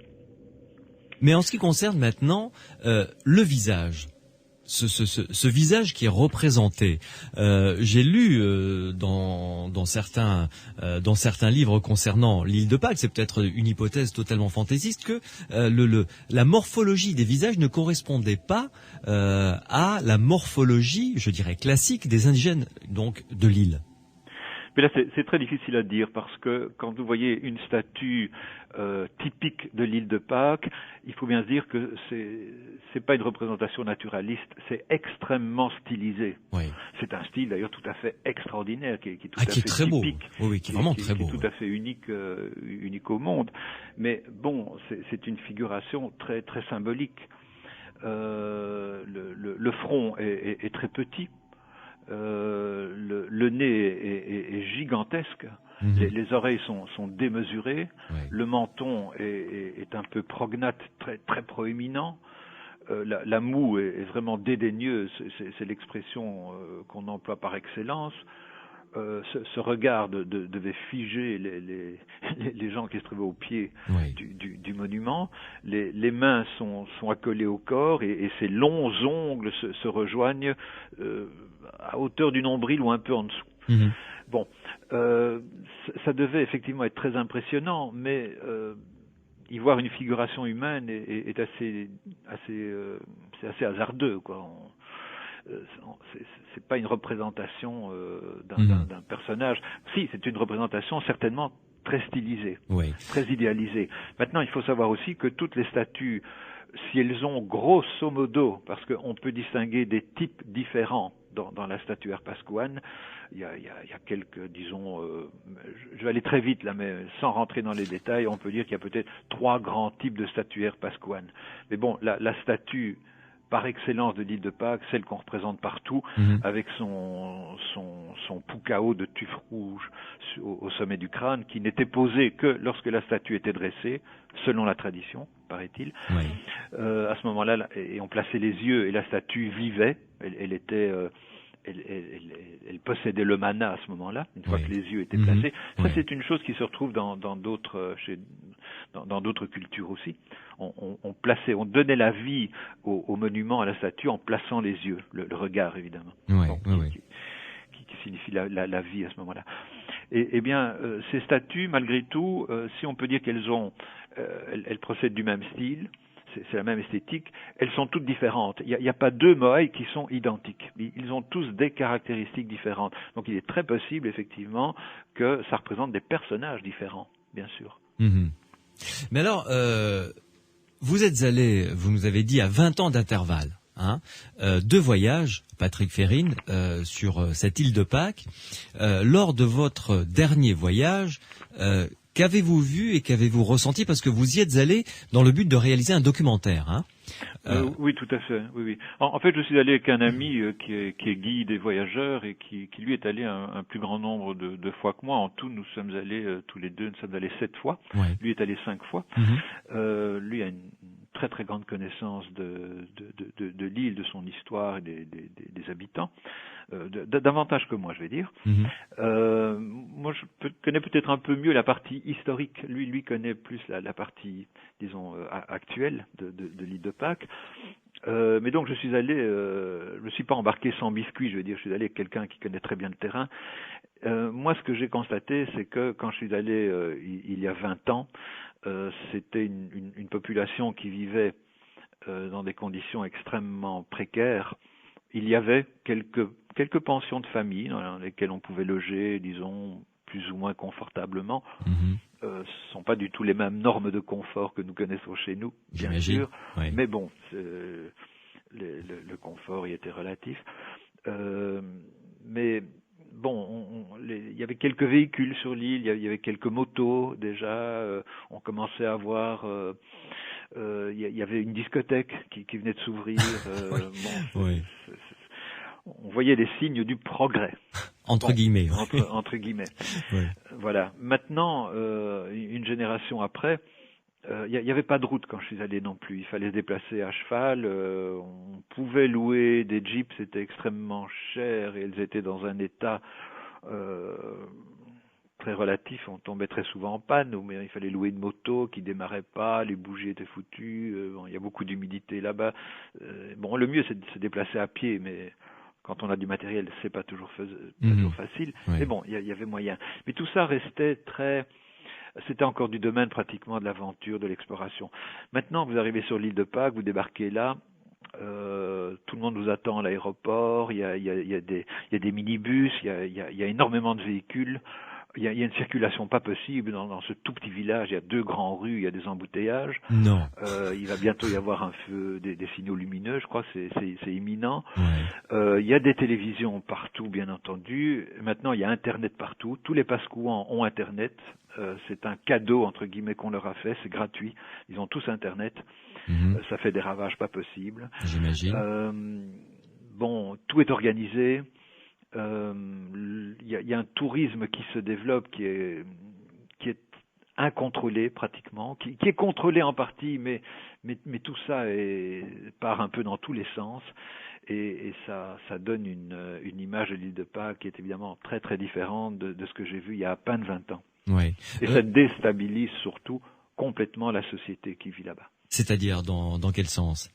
Alors c'est à peu près dans tous les sens parce que il y a une partie de la société pascouane. Je ne l'ai pas encore dit, mais il y a un village à l'île de Pâques. C'est pas une ville, mais c'est un village, c'est Angaroa, qui s'étend un peu sur une autre partie qui s'appelle Mataveri. Mais donc il y a un lieu de vie véritablement habité. Il y a 2 grandes rues et puis il y a des rues, petites avenues adjacentes. Il y a des commerces, il y a des restaurants, il y a plus qu'une discothèque, il y en a presque une dizaine évidemment. Il y a un cybercafé, tout ça est en place sur l'île de Pâques. La population qui vit à l'île de Pâques maintenant est très très très désorientée. Une grosse partie de la population est très désorientée, très déstabilisée. Alors il y a une partie des Pascouans qui ne sont peut-être plus des vrais Pascouans, qui sont peut-être des Chiliens ou des Polynésiens, qui s'est recyclée dans le tourisme et qui se débrouille bien. Et puis il y a une autre partie, bien sûr, qui n'a pas accès à tout ça. Et puis il y a bien entendu, comme partout, il y a une partie de laissés pour compte. bien sûr. Il y a des gens qui peuvent pas se faire à tout ça et qui refusent un peu ce mode de vie-là. Il y a des gens qui tiennent à leur mode de vie très traditionnel, bien entendu, et qui voient arriver des touristes du monde entier. Et on vient véritablement à l'heure actuelle du monde entier, de partout. Et il faut imaginer, il n'y a pas de port, véritablement de port. Il y a une jetée, bien sûr, mais l'accès est très difficile parce qu'il y a des grands fonds marins, il y a des rochers, il y a des courants qui sont très très difficiles. Donc les bateaux ne peuvent pas accoster. Les bateaux restent au large. Et moi j'ai vu arriver comme ça de véritables villes flottantes. Ce sont des bateaux mais gigantesques, c'est absolument monstrueux. Il y a des milliers de passagers à bord. Les fameux bateaux croisières, oui. Des bateaux croisières. Ouais. Bon. Alors ils sont dans la baie de ce petit village qui est la baie d'Angaroa. Ils attendent là, et puis il y a des barges qui vont chercher les touristes qui débarquent, mais véritablement par centaines, par milliers. Et ils attendent sur le port, et puis là ils sont pris en charge par les autorités parce que bien souvent ils n'ont pas la permission de débarquer, d'aller partout dans l'île. Donc il y a des barrières, tout le monde est en file indienne, et puis il y a des petits minibus qui vont emmener ces gens, ces touristes d'un jour pour la plupart, qui vont aller visiter le site qui est le plus proche du port, ou les 2 ou 3 sites qui sont pas trop éloignés, ou pour les plus chanceux parmi eux, ils vont parcourir la petite vingtaine de kilomètres, ils vont aller jusqu'au volcan Ranuraraku, voir la carrière des statues, et puis c'est retour, et puis on repart sur le bateau, et le lendemain matin, le bateau a disparu. Et donc ces gens sont des touristes d'un jour pour la plupart, ça c'est vraiment un tourisme de masse, je vais dire, bien sûr. Il y a des gens qui restent parfois plus longtemps, heureusement, mais le tourisme de masse, c'est véritablement ça. Ces gens ne consomment rien sur l'île de Pâques, tout est payé à l'avance. Ces gens logent sur le paquebot, oui. Les repas sont pris à bord. Ils vont simplement dépenser un tout petit peu d'argent à acheter quelques pauvres souvenirs, parce que malheureusement tout ça a généré un commerce qui est assez déplorable. Bon, on peut pas empêcher les gens de gagner leur vie, bien entendu. Alors il y a des petits artisans, il y a qui font des petites statues. Évidemment, qui font des répliques. Ben oui, bien sûr, on s'en doute bien. La plupart du temps de très mauvais goût, et bon, c'est très laid et ça se vend pas trop cher, et ça leur permet de gagner un peu de sous, bien entendu. Il y a cet aspect-là. Mais tout ça engendre des tas de choses qui un petit peu dans le même style, quoi. Et bon, mais surtout, ce que les touristes du monde entier apportent là, c'est une fenêtre sur le monde, bien entendu. Et cette société, qui est une société très traditionnaliste, pour laquelle le clan et la famille sont des choses tout à fait primordiales, cette société se voit complètement déstabilisée par l'arrivée de ces touristes qui viennent de partout, et qui apportent évidemment, qui montrent un autre mode de vie, d'autres mœurs, d'autres façons d'être. Et comme je l'ai dit, ils ont reçu un cadeau qui est un peu un cadeau empoisonné. Ils ont reçu Internet, une compagnie chilienne, mais on sait maintenant que c'est une compagnie américaine qui est là derrière, a offert Internet à tous les habitants de l'île de Pâques, pour encourager les Chiliens à s'équiper. Oui. Bien entendu, c'est une opération tout à fait, une opération de marketing. Donc les Pascouans moi je connais des Pascouans qui vivent dans des conditions tout à fait misérables, très précaires. Ouais. Ce sont des cabanes avec des toits en tôle ondulée. Le sol, c'est de la terre battue. Il y a une table branlante. Il y a quelques chaises peut-être. Il y a un réchaud qui est par terre. On dort sur des nattes. Le frigo est à l'extérieur. Il est branché au premier poteau électrique qui passe par là. Ouais. Ils vivent dans des conditions pareilles et ils ont Internet.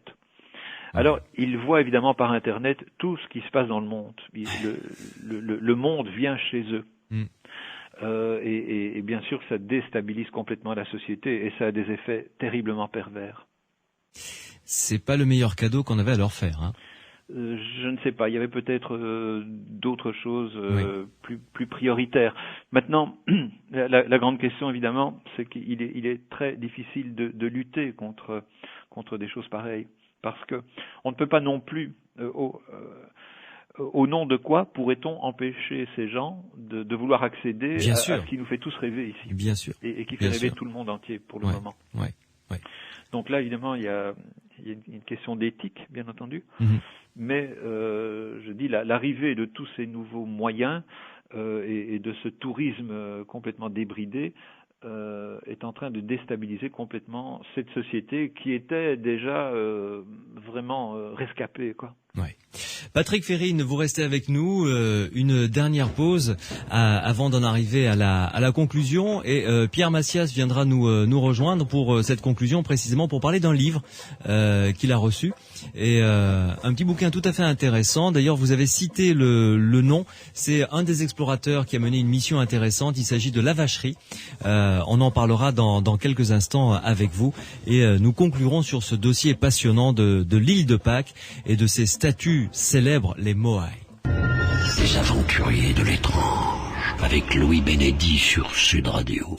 En compagnie de Patrick Ferrine, qui est avec nous en direct depuis la Belgique. Patrick Ferrine, qui est membre du comité directeur de cette revue tout à fait passionnante, qui s'intéresse aux civilisations disparues. Cette revue s'appelle Kadat, K-A-D-A-T-H, et il y a un site internet que je vous recommande pour pouvoir en savoir un petit peu plus sur cette revue, éventuellement vous procurer les anciennes revues sur des sujets qui vous intéressent, je ne sais pas moi, comme l'Atlantide par exemple, comme Stonehenge dont on parlera, ou d'autres civilisations disparues, et puis peut-être cela vous donnera envie de vous abonner à cette revue. Donc le site internet c'est kadat.be, je vous rappelle l'orthographe exacte de Kadat, K-A-D-A-T-H.be. Le BE, c'est un site internet donc hébergé en Belgique.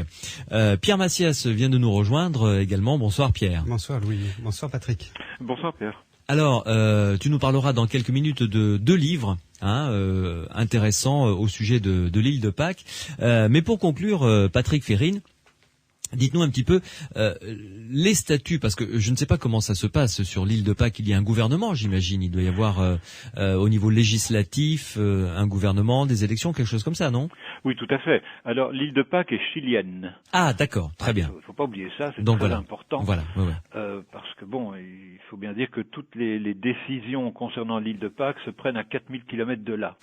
Et c'est une chose que les Pascouans les vrais Pascouans, de souche, apprécient très peu, évidemment. Oui, c'est évidemment source de conflit là-bas. C'est bien clair. Maintenant, il y a un conseil, il y a un gouverneur à l'île de Pâques, bien sûr. Il y a un chef du conseil des anciens, il y a un conseil des anciens, bien entendu. Et il y a différentes autorités là-bas qui prennent des décisions et qui sont en passe de prendre des décisions extrêmement importantes pour le futur de l'île. L'île de Pâques est entrée maintenant dans le flux de la mondialisation. C'est clair. Oui. Et ça c'est là le phénomène le plus grave. Et l'île de Pâques peut rebasculer dans une situation vraiment dramatique si les choses se passent mal. Et disons que certains essayent de mettre en place des barrières, certains sont attentifs à tout ça, certains estiment qu'il faut pratiquer un tourisme responsable là-bas. Il y a des organismes, il y a des associations. Bien sûr, et puis, mais bon, c'est comme partout, il y en a qui sont pas d'accord avec ça, et il y en a qui contestent ce genre de choses-là, et qui ont en tête des projets complètement absurdes pour l'avenir de l'île, et très dangereux, évidemment. De quel style? Par exemple, on veut construire un casino sur l'île de Pâques. On veut construire un hôtel 5 étoiles avec grande piscine. On veut construire un club de golf dans la plus belle clairière de toute l'île.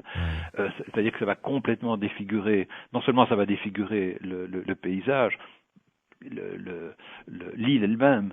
Ça va être complètement incongru là-bas. Il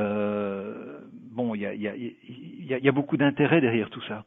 Bien sûr. Donc l'île de Pâques est un lieu qui est terriblement visité maintenant. Le Chili se sert de l'île de Pâques, c'est une carte de visite extraordinaire évidemment. Le Chili a des monopoles terribles et très pesants sur l'île de Pâques. Et les Pascouans n'apprécient pas du tout ça. Donc les Pascouans, il y en a qui sont en train de se battre et qui militent pour un statut tout à fait spécial. Une autonomie, ça ils ne l'auront jamais évidemment, parce que l'île de Pâques appartenant au Chili, il y a beaucoup trop d'intérêts en jeu, oui. Et il y a surtout un intérêt stratégique. C'est une chose dont on n'a pas eu l'occasion de parler, mais c'est très important. L'île de Pâques est en plein milieu du Pacifique. C'est une position stratégique absolument de premier ordre. Ouais. Et lorsque vous imaginez, lorsque vous réfléchissez un petit peu, savoir quels sont les plus gros intérêts qui se trouvent au Chili, ce sont des intérêts américains, évidemment. Évidemment, oui. Donc il est hors de question de laisser partir... Donc il est hors de question, évidemment, oui. de lâcher. Quelqu'un avait dit à un politicien... chilien, vous avez un diamant en main. L'île de Pâques, c'est un diamant que vous avez en main, évidemment. Ça se comprend très bien, évidemment. Ouais. Mais quid des statues et des sites archéologiques, quand même? Alors, les statues et les sites archéologiques, il y a une commission de protection il y a des parcs nationaux. Oui. Et il y a une direction qui s'appelle la CONAF, qui est un organisme mis en place par le gouvernement chilien, et qui s'occupe maintenant de la protection du parc. C'est un grand parc national archéologique, l'île de Pâques. Ouais. Donc on ne va plus où on veut, comme on veut. Ce qui est tant mieux finalement. Ce qui est tant mieux, ce qui est très bien. Il y a une préservation qui est organisée. Et ils sont même assez stricts, ce qui est fort bien. Ils sont tout à fait civils et tout à fait bienveillants, mais ils font très attention à leur patrimoine et là c'est une bonne chose effectivement. Est-ce qu'il y a des restaurations, des fouilles, des recherches qui continuent? Il y en a toujours, depuis déjà maintenant quelques décennies, il y en a pratiquement tout le temps. Moi j'ai eu l'occasion d'aller là-bas en même temps qu'une petite expédition belge. Qui est à l'heure actuelle, ils y retournent pour je crois que c'est la 4e ou la 5e fois qu'ils y retournent, et ils font très modestement avec de tout petits moyens. Nous sommes un minuscule petit pays, évidemment, nous avons des moyens très très petits aussi, et sont des moyens très modestes, mais ils font un travail tout à fait extraordinaire. Et qui nous invite tout à fait à reconsidérer l'image que nous avons de l'île de Pâques, de ces statues posées sur des aouts qui représentent un peu un cliché et qui font qu'on doit vraiment s'interroger parce que beaucoup de choses sont en train d'être remises en question. Les livres foisonnent d'hypothèses et de représentations et on a une image un petit peu figée de l'île de Pâques et on se rend compte maintenant grâce à des travaux assez récents et pas uniquement de cette petite expédition belge mais de plus grandes missions américaines ou d'autres missions que on commence à peine à lever un voile des énigmes de l'île de Pâques. Comme par exemple l'origine de l'écriture, le rongo-rongo. Oui, alors là on est plongé en pleine... Là, les énigmes se foisonnent évidemment. On n'est même pas sûr à l'heure actuelle qu'il s'agisse bien d'une écriture. Et là, c'est la bouteille à encre, c'est le cas de le dire. Il y a les théories les plus fantaisistes avoisinent avec d'autres un peu plus sérieuses. On ne sait toujours pas lire. Personne à l'heure actuelle n'est capable de lire une des tablettes de l'île de Pâques ou l'écriture Rongo-Rongo. Ouais, ce sont des signes comme des hiéroglyphes, des représentations graphiques. On peut apparenter ça à des hiéroglyphes effectivement. Il y en a un nombre assez important. Tout ça a été répertorié. Oui. C'est sur des tablettes de bois, je crois. C'est sur des tablettes de bois, principalement. Oui, tout à fait. Il y en a pas énormément non plus. On n'est pas dans le cas de la bibliothèque de Ninive où là on parle par centaines de milliers de tablettes. Non, ici, je crois qu'on a je crois que c'est 26 tablettes en tout et pour tout qui sont connues dans le monde. Donc c'est très peu. Au total, il y a quand même un nombre assez important de signes hiéroglyphiques qui a été répertorié, mais on n'est pas encore très avancé. On n'est pas encore très avancé là. En ce qui concerne, est-ce qu'on a pu établir une datation des Moai? Je suppose qu'il y en a des anciens, des plus récents, enfin ça doit s'étaler sur plusieurs dizaines d'années, voire des siècles. Oui, tout à fait. Alors là, on peut pas dater la pierre, évidemment, c'est pas possible. Donc on doit dater les vestiges qu'on trouve autour, on doit procéder par de la stratigraphie et des choses comme ça. Bon. Là aussi, on se rend compte que beaucoup des dates qui ont été avancées, eh bien, on va probablement devoir les reconsidérer. Parce qu'il reste trop de travail à faire. Il y a encore énormément de vérifications à faire que pour avancer quelque chose. Lorsque Métro, vous parliez de l'expédition de 1935, oui. Dont Pierre voulait citer un livre qui s'y rapporte. Donc l'expédition de Métro et de la Vacherie. Métro, déjà en 1935, avait réussi à établir à peu près l'âge du débarquement des premiers Pascouans. Et il était arrivé en se basant sur des noms de rois qu'on lui avait fournis, que son informateur lui avait fournis, il était arrivé à déduire que le voyage du premier roi mythique, le fondateur, le père fondateur, je veux dire, qui s'appelait Otumatua, ce voyage se placerait grosso modo au cours du XIIe siècle. Ah oui, effectivement. Oui. Voilà. Eh bien, on se rend compte maintenant qu'en fait, Métro, il n'était pas très loin de la vérité. Il n'était pas très loin de la vérité, et que les premières statues, les plus anciennes statues, eh bien, n'auraient que quelque chose, une ancienneté de 700 ans, quelque chose comme ça. Oui, ce qui est pas mal, 7 siècles quand même. Voilà. Et bon, on est à peu près à ça. Maintenant, je l'ai dit tout à l'heure, il y a certaines datations qui font remonter cela à quelques siècles auparavant. Oui. Mais ces datations sont tellement, ce sont d'infimes petites choses. C'est une datation, une date par ici, alors qu'il y a, je dis, il y a plus de 300 plateformes, et il y a un millier de statues probablement. Et alors il y a encore tous les autres sites archéologiques, parce qu'il n'y a pas que des Aou et que des statues à l'île de Pâques. Il y a quantité d'autres choses, bien sûr, comme vestiges archéologiques. Donc il y a encore énormément à faire et plein de datations à faire. Oui. Pierre Macias, tu as 2 livres à nous recommander pour ceux et celles qui auraient envie d'aller un petit peu plus loin dans ce dossier et de lire à la maison tranquillement à tête reposée de quoi se nourrir sur l'île de Pâques. Oui, alors essayer d'aller un petit peu plus loin en fait en retournant un petit peu dans le passé. Oui. Patrick Ferrine a évoqué l'expédition de Métro et la Vacherie. Oui. Et à ce propos, donc, j'ai trouvé 2 références. Une, c'est l'île de Pâques de Alfred Métro aux éditions Gallimard. Mais manque de chance, il n'est plus édité actuellement. Il faudra essayer de le retrouver en occasion. Oui, sur les sites internet, on devrait pouvoir peut-être le retrouver. Oui, je pense. Ça devrait se retrouver. Oui. Ouais. Je l'ai vu passer plusieurs références déjà. Un grand classique. Oui. Et donc un autre ouvrage, c'est l'île de Pâques 1934 de Thomas Lavacherie, qui est en fait le petit-fils de Henri Lavacherie, qui a fait l'expédition avec Métro. Oui. Et on raconte, en fait, c'est une sorte de carnet de bord de l'expédition, vu du côté Henri Lavacherie, et qui retrace donc toutes les étapes, comment ils sont arrivés, pourquoi d'abord ils se sont engagés dans cette expédition, comment ils sont arrivés à l'île de Pâques, ce qu'ils ont fait sur le terrain. Et donc ça permet d'avoir un panorama, je pense, un petit peu plus général de l'île de Pâques. Ouais. C'est un livre remarquable. Je crois, il donne pas mal de références, pas mal de points d'entrée pour qui veut s'intéresser à l'île de Pâques sous beaucoup d'aspects. Ouais. Et Thomas Lavacherie a d'ailleurs fait un film que je vous engage à voir, je vous engage à trouver, qui existe en DVD, qui raconte donc l'histoire de son grand-père à l'île de Pâques. Et c'est un film superbe. C'est un des plus beaux que j'ai vu sur l'île de Pâques. Oui, effectivement, c'est l'île de Pâques de Thomas Lavacherie et Denis Roussel. Et on doit le trouver aux éditions Alligator à Bruxelles. Très bien. Patrick Ferrine, pour conclure, votre documentaire qui est passé sur une chaîne belge, hein, c'est ça ? Il n'est pas encore terminé. Ah, il n'est pas encore terminé. Non, très bien. Il est loin d'être terminé. Bon, parfait. Alors quand ça passera, vous nous le direz, qu'on puisse en parler quand même. Avec grand plaisir. Oui. Bien. En tous les cas, Patrick, merci beaucoup de votre gentillesse et de nous avoir servi de guide pour ce dossier passionnant concernant l'île de Pâques. Et puis on vous retrouvera avec Jacques Gossard dimanche prochain pour aller sur un autre site archéologique tout aussi passionnant, celui de Glosel, et nous serons en France là cette fois-ci. D'accord, avec grand plaisir. Merci. Bonne fin de soirée, Patrick. Bonne fin de soirée. À très bientôt.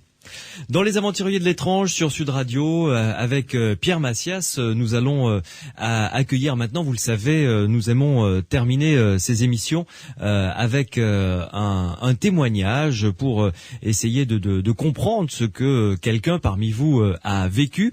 Et là, il s'agit au 0826 300 300 de Bernard. Et avec Bernard, nous allons parler de spiritisme. Bernard, bonsoir.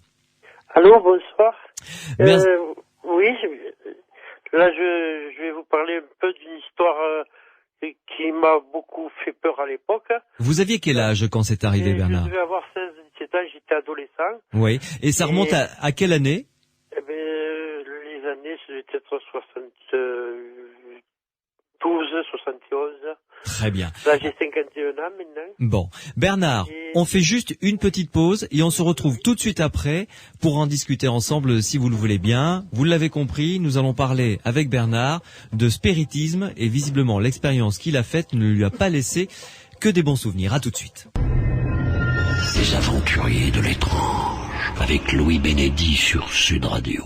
Et en compagnie ce soir de Bernard qui nous appelle de Perpignan au 0826 300 300. Bernard, vous êtes toujours avec nous? Oui, je suis avec vous. Là, j'écoute. Bien. Alors, mon cher Bernard, avec Pierre Massias, on vous écoute. Alors vous, pour rappeler un petit peu l'objet de votre appel, il s'agit de spiritisme. Vous aviez 16-17 ans, hein, c'est ça à peu près? Oui, à l'époque, ça se faisait dans certaines maisons. Oui. Et un beau jour, on était une dizaine de jeunes du village. Oui. Et il y en avait 6 et 3, dont moi-même, dans une pièce à part où on voulait faire du spiritisme.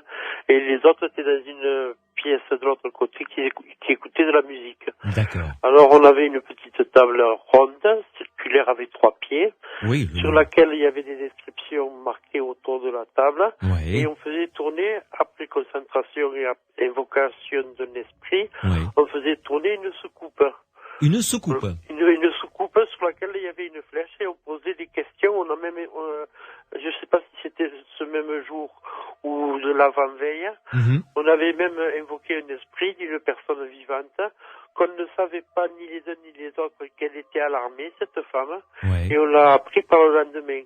Oui, c'était pas du... Ah, d'accord. On a appris que c'était un esprit de quelqu'un de vivant qui nous avait répondu, et que cette personne, c'était une femme qui était alarmée. On se demandait qui ça pouvait être, et on l'a su après enquête. Et bon, ça, c'est... Ah oui, donc, il y a... Enfin, je veux dire, ça a marché, ce coup-ci, quoi. Vous avez eu... Et alors, le surlendemain, avec 2 autres, on n'était que 3 dans la pièce. On a voulu refaire, comme auparavant, une séance de spiritisme. D'accord. Et c'est à ce moment-là que, après quelques moments de concentration, j'ai eu le regard qui s'est fixé et j'ai regardé le jeune qui était en face de moi. Je lui ai dit, regarde-moi, je vais t'endormir. Je sais pas pourquoi je lui ai dit ça. La troisième personne, après les faits, m'a dit ça a duré longtemps de le regarder, et moi j'ai eu l'impression que ça n'a pas duré longtemps. Et la personne que j'ai regardée dans les yeux est tombée, et quand elle reprenait ses esprits qui pouvaient se tenir debout, elle tapait partout à grande force. Et quand elle reprenait son esprit moral, elle ne tenait plus sur les jambes, il fallait qu'elle soit assise. Ah oui, elle était vraiment épuisée, quoi. Elle était vraiment, je sais pas ce qui s'est passé. Et il y a plusieurs témoins qui oui. Ils se rappellent, toutes ces personnes se rappellent de cette histoire qui est très vieille. Et donc, ça m'a fait très peur parce que je ne savais pas moi-même ce qui se passait ni de quoi il s'agissait. Oui. Mais dites-moi, quand vous dites que vous l'avez regardé, vous aviez l'impression de ne plus être vous-même ou vous étiez conscient de ce que vous faisiez? J'avais l'impression de ne plus être moi-même. Et j'avais un regard fixe, comme il ne m'arrive jamais d'ailleurs. Oui. J'ai un vague souvenir de ce regard. Et bien sûr, j'étais jeune, ça m'a fait peur. Après, pendant que ça se déroulait, les personnes qui étaient dans la pièce à côté, on l'ont fait marcher dehors, tout ça, jusqu'à ce qu'ils reprennent ses esprits. Et il a fallu bien 3/4 d'heure, 1 heure, pour que tout revienne à la normale. Et vous vous sentiez comment à ce moment-là, juste après, je veux dire? Moi, je me sentais un peu fatigué, si j'ai eu bonne mémoire. Mais j'ai surtout eu très peur. Et pour vous dire, la troisième personne travaillait, je crois, comme électricien à l'époque à Perpignan. Et il a eu contact avec son patron. Je sais pas, je me suis pas trop renseigné là-dessus. Qui m'a dit, mon patron fait partie des Roses Croix. Je sais pas ce que c'est, si c'est une secte, si ça existe, ça rappelle, je crois que c'est bien ce nom qu'il m'a dit. Oui, c'est une société spirituelle, oui. Les Rose-Croix, et qui voulaient me convoquer et que j'aille les voir.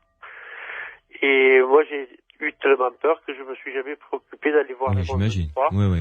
Et je n'ai plus jamais, jusqu'à 51 ans, retouché à ce genre de choses, ni parlé de ce genre d'événements. Spiritisme terminé pour vous. Voilà, oui, j'ai plus voulu en refaire. Ouais. Mais dites-moi, cet ami-là, quand vous l'avez regardé fixement, hein, il s'est endormi, il est tombé, il a perdu conscience. Ce que je me rappelle, c'est que on ne voyait plus que le blanc des yeux. Il avait tourné les yeux vers le haut, je suppose. Il y avait plus que le blanc des yeux. Oui. Et alors, c'est quand même quelque chose qui... Et donc, il est tombé par terre. Voilà. Et après, quand il est revenu à lui, il a fait une crise, quoi, carrément. Il avait des crises comme s'il voulait se battre. Et quand il reprenait ses esprits, alors qu'on revoyait ses yeux normaux, il tenait plus sur les jambes. Oui, c'était comme si c'était une sorte de crise d'épilepsie. Ça me fait penser un peu à ça. Bien sûr. Hein, c'est peut-être un peu ça, mais c'est provoqué artificiellement. Et je ne sais pas quel phénomène. Ouais. Et vous saviez s'il était malade de ça, votre ami, ou pas du tout? C'était la première fois que ça lui arrivait. Il est en très bonne santé. Il est toujours en bonne santé. Ouais. Il est marchand de légumes. Ouais. Ça marche bien. Et voilà. Ah oui, donc c'était vraiment l'unique fois où ça lui est arrivé. Ah oui. Ça n'est jamais arrivé auparavant. Hein. Ouais. Pierre Matthias, qu'en penses-tu? C'est vrai que ça ressemble à une crise comme ça d'épilepsie ou une réaction nerveuse ou autre chose? Oui, ça ressemble. Ça fait penser à la crise d'épilepsie. Mm-hmm. C'est le problème, je dirais, de la pratique des séances spirites, des séances de table tournante. Ouais. Beaucoup parlent de danger de pratiquer une table tournante, une séance spirite comme ça, sauvagement. Ouais. Beaucoup évoquent des notions d'esprit. Ouais. Personnellement, je ne rentrerai pas dans cette notion d'esprit. Je vois pas, pour avoir pratiqué comme tout le monde moi-même des séances spirites. Eh oui, ça m'arrive. Ah bon? Très bien. Ça m'est arrivé, du moins. Ouais. On n'a pas grand-chose, à mon sens, à craindre d'esprit. Mm-hmm. Par contre, autour d'une table comme ça, avec des personnes qui sont dans cette notion, dans cette mentalité, état d'esprit de générer du phénomène. Ouais.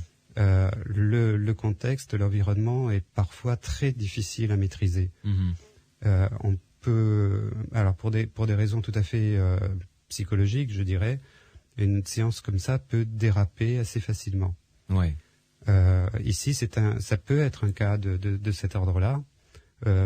C'était 3 personnes qui étaient quand même très certainement très motivées puisqu'elles se sont mises à l'écart d'un groupe. Elles ont constitué leur propre groupe. Ouais. Il devait y avoir aussi une ambiance, oui. On se soumettait un petit peu au contexte. Ouais. Et peut-être que cette personne qui a eu cette réaction, genre crise d'épilepsie. Oui, ça ressemble à ça. Peut-être que cette personne était facilement influençable et a réagi de cette manière dans ce contexte très particulier avec quelqu'un qui l'a regardé. Ouais. Très Mais Bernard, justement, lui-même dit, il nous l'a confié, Bernard avait l'impression de ne plus être lui-même, de se dire mais pourquoi je fais ça? Est-ce que je le fixe en lui disant regarde-moi, je vais t'endormir? Je resterai sur le terrain de l'environnement, de l'atmosphère qui a à ce moment-là, qui est vraiment très très particulier. Quelquefois, ça peut se passer très bien, c'est-à-dire que quelqu'un peut, je vais détailler un petit peu, mais quelquefois il y a des problèmes de deuil. Je pense à un cas très spécifique d'une jeune femme qui avait perdu un ami proche et qui a, je dirais pas fait son deuil, mais qui a entamé certainement le travail au cours d'une séance spirit à laquelle j'ai assisté. Elle aussi, elle pouvait dire qu'elle se sentait dans un état très très particulier, qu'elle se sentait influencée par des esprits. Mais en fait, c'est un processus psychologique à un moment donné, dans ce contexte-là, qui a pu prendre corps et ensuite qui s'est continué tout à fait normalement. Là, ça a été une solution, je dirais, heureuse. même si sa réaction au cours de la séance spirit a été, je dirais pas violente, mais très émotive. Oui.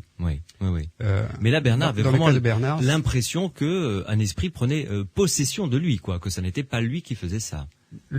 C'est le problème de l'interprétation. On est confronté à un fait, un événement, quel qu'il soit, et derrière, on va chercher à lui donner une interprétation. Bien sûr, oui. On est dans un contexte spirit, et évidemment, la première idée qui va venir en tête, c'est l'esprit. Oui. Mais c'est pas, ça, je dirais, ça ne marche pas à tous les coups. On peut faire tourner, on peut faire bouger des tables. Même si on s'est mis dans un contexte, je dirais, spirit, on peut faire tourner des tables pour d'autres raisons que des raisons spirit. Donc l'interprétation derrière est quand même très très difficile. D'ailleurs, à signaler que les spirites, l'association des spirites français que l'on a reçu ici dans les Aventuriers de l'étrange il y a fort longtemps, eux-mêmes disent ne pas pratiquer les tables tournantes, que pour eux c'est vraiment une hérésie, si je puis me permettre ce terme. Eux sont contre la pratique des tables tournantes. Comme je disais, pour eux c'est dans la notion d'esprit mauvais entre guillemets qu'on peut rencontrer pendant une séance spirit. Bon, là on se retrouve face à deux approches d'un même phénomène. C'est-à-dire dans la doctrine spirit, l'esprit donc existe. Mais ça c'est dans leur doctrine à eux, c'est leur croyance évidemment. Et donc ce qui va se passer à ce moment-là, c'est nécessairement en provenance, en relation avec un esprit désincarné. Et comme il n'y a pas plus de raison d'être meilleur dans l'au-delà que sur Terre, on peut très bien trouver des esprits qui sont de mauvais esprits et qui vont chercher à influencer, à agresser les gens qui essaient de communiquer avec eux par séance spirit. Donc ça c'est la doctrine spirit. D'un autre côté, il y a une recherche, je dirais, plus rationnelle, plus scientifique, où on va s'intéresser à ce phénomène sous l'angle de vue du phénomène de la personne vivante. Et on se retrouve là typiquement dans l'inconscient et dans la psychologie en fait. Dans la psychologie, dans la parapsychologie. On se retrouve là de fait et très très rapidement dans cette distinction, je dirais, entre spirit et parapsychologie. Tout en sachant que lors de tables tournantes, comme Bernard nous l'avait dit, ils en avaient fait l'expérience la veille de cette expérience malheureuse, ils avaient eu une information que aucun d'entre eux n'avait, et donc là il a pu se produire un phénomène parapsychologique en revanche. Aucun d'entre eux n'avait, et si j'ai bien compris, qui provenait d'une personne vivante. Vivante, tout à fait, oui. Et qu'ils ont pu d'ailleurs avoir l'information le lendemain. Voilà. Donc là, on se retrouve, je dirais, dans ce qui amène à l'hypothèse parapsychologique dans le courant de l'événement spirit, c'est-à-dire que la personne est vivante, on s'adresse pas à un esprit, et si on n'avait pas su que la personne n'était pas vivante, on aurait cru à un esprit. Donc pendant la séance spirit, où il peut se produire, même à la limite, si on accepte l'idée d'existence d'une vie dans l'au-delà, au cours d'une séance spirit, c'est un milieu extrêmement favorable à l'apparition du psy. Donc de phénomènes paranormaux. De phénomènes paranormaux. Donc et là, ça le met bien en évidence en fait, puisque on peut supposer quand même qu'il y a eu échange d'informations entre cette personne vivante et ce groupe en situation spirit. Très bien. Merci beaucoup Pierre Massias, tu restes avec nous parce que pendant l'indicatif, tu vas nous rappeler les deux livres tout à fait intéressants concernant notre dossier qui était l'île de Pâques. Sud Radio. Samedi et dimanche, 22h minuit. Louis Bénédy, les aventuriers de l'étrange.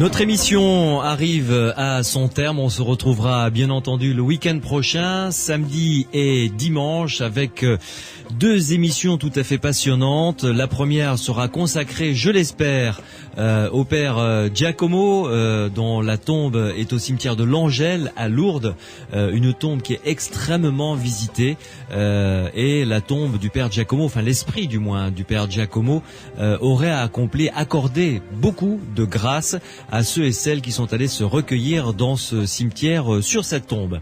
Nous parlerons dimanche prochain de Glozelle. Alors Glozelle, c'est un dossier archéologique tout à fait passionnant.